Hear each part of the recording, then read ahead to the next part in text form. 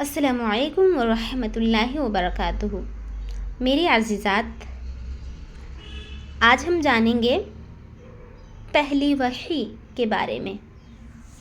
پہلی وحی کب نازل ہوئی اور کیسے نازل ہوئی؟ ایک دن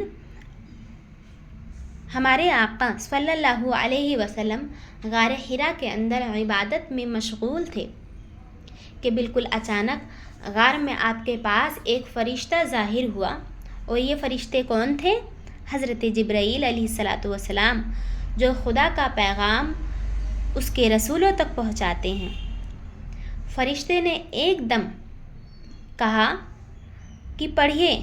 آپ صلی اللہ علیہ وسلم نے فرمایا میں پڑھنے والا نہیں ہوں۔ فرشتے نے آپ کو پکڑا اور نہایت گرم جوشی کے ساتھ زوردار معانقہ کیا، پھر چھوڑ کر کہا کہ پڑھیے۔ پھر میرے آقا صلی اللہ علیہ وسلم نے فرمایا کہ میں پڑھنے والا نہیں۔ فرشتے نے دوسری مرتبہ پھر آپ کو اپنے سینے سے چمٹایا اور چھوڑ کر کہا کہ پڑھیے۔ پھر آپ نے وہی فرمایا کہ میں پڑھنے والا نہیں ہوں۔ تیسری مرتبہ پھر میرے آقا صلی اللہ علیہ وسلم کو فرشتے نے بہت زور کے ساتھ اپنے سینے سے لگا کر چھوڑا اور کہا کہ اقرأ بسم ربک الذی خلق خلق الانسان من علق اقرأ وربک الاکرم الذی علم بالقلم علم الانسان ما لم يعلم۔ تو کیا آپ کو معلوم ہے کہ یہی سب سے پہلی وحی تھی جو آپ صلی اللہ تعالیٰ علیہ وسلم پر نازل ہوئی؟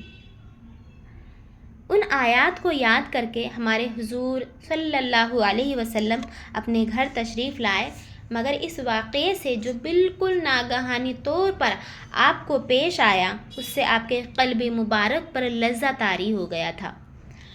آپ نے گھر والوں سے فرمایا کہ مجھے چادر اڑاؤ۔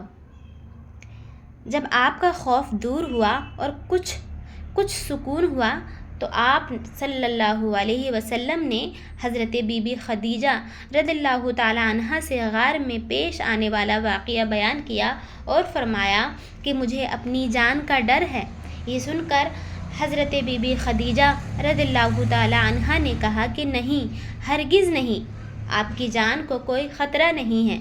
خدا کی قسم، اللہ تعالیٰ کبھی بھی آپ کو رسوا نہیں کرے گا۔ آپ تو رشتہ داروں کے ساتھ بہترین سلوک کرتے ہیں۔ یہ حضرت خدیجہ رضی اللہ تعالیٰ عنہا فرماتی ہیں کہ دوسروں کا بار خود اٹھاتے ہیں اور خود کما کر مفلسوں اور محتاجوں کو عطا فرماتے ہیں اور مسافروں کی غمخواری کرتے ہیں، مہمان نوازی کرتے ہیں اور حق و انصاف کی خاطر سب کی مصیبتوں اور مشکلات میں کام آتے ہیں۔ اس کے بعد حضرت خدیجہ رضی اللہ تعالیٰ عنہا ہمارے حضور صلی اللہ تعالیٰ علیہ وسلم کو اپنے چچا زاد بھائی ورقہ بن نوفل کے پاس لے گئی۔ ورقہ ان لوگوں میں سے تھے جو موحد تھے اور اہل مکہ کے شرک و بت پرستی سے بیزار ہو کر نصرانی ہو گئے تھے اور انجیل کا عبرانی زبان سے عربی میں ترجمہ کیا کرتے تھے۔ بہت بوڑھے اور نابینا ہو چکے تھے۔ حضرت بی بی خدیجہ رضی اللہ تعالیٰ عنہا نے ان سے کہا کہ بھائی جان، آپ اپنے بھتیجے کی بات سنیے۔ ورقہ بن نوفل نے کہا بتائیے، آپ نے کیا دیکھا ہے؟ ہمارے حضور صلی اللہ علیہ وسلم نے غار حرا میں پیش آنے والا پورا واقعہ حضرت ورقہ بن نوفل کو بتا دیا۔ تو ورقہ بن نوفل نے کہا کہ یہ تو وہی فرشتہ ہے جس کو اللہ رب العزت نے حضرت موسیٰ علیہ السلام کے پاس بھیجا تھا۔ پھر ورقہ بن نوفل کہنے لگے کاش میں آپ کے اعلان نبوت کے زمانے میں تندرست ہوتا، کاش میں اس وقت تک زندہ رہتا جب آپ کی قوم آپ کو مکہ سے باہر نکالے گی۔ یہ سن کر پیارے آقا صلی اللہ تعالیٰ علیہ وسلم نے تعجب فرمایا کہ کیا مکہ والے مجھے باہر نکال دیں گے؟ تو ورقہ بن نوفل نے کہا جی ہاں، جو شخص بھی آپ کی طرح نبوت لے کر آیا ہے اس کے ساتھ یہ لوگ دشمنی پر کمر بستہ ہو گئے ہیں۔ کمر بستہ مطلب تیار ہو جانا، ریڈی ہو جانا کسی بھی کام کے لیے۔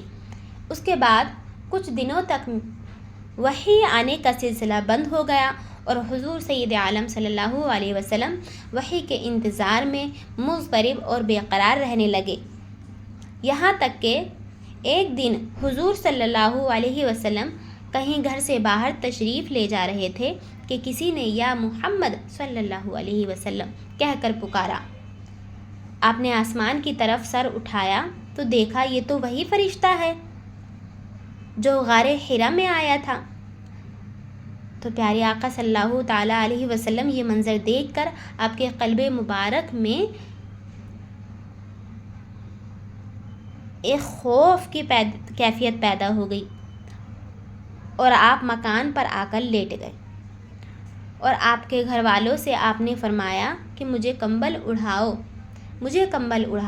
چنانچہ آپ صلی اللہ علیہ وسلم کمبل اوڑھ کر لیٹے ہوئے تھے کہ ناگہاں معنی ہوتا ہے اچانک آپ پر سورہ مدثر کی ابتدائی آیات نازل ہوئیں اور رب تعالیٰ کا فرمان اتر پا کہ یا ایھا المدثر قم فانذر وربک فکبر وثیابک فطہر والرجز فاہجر۔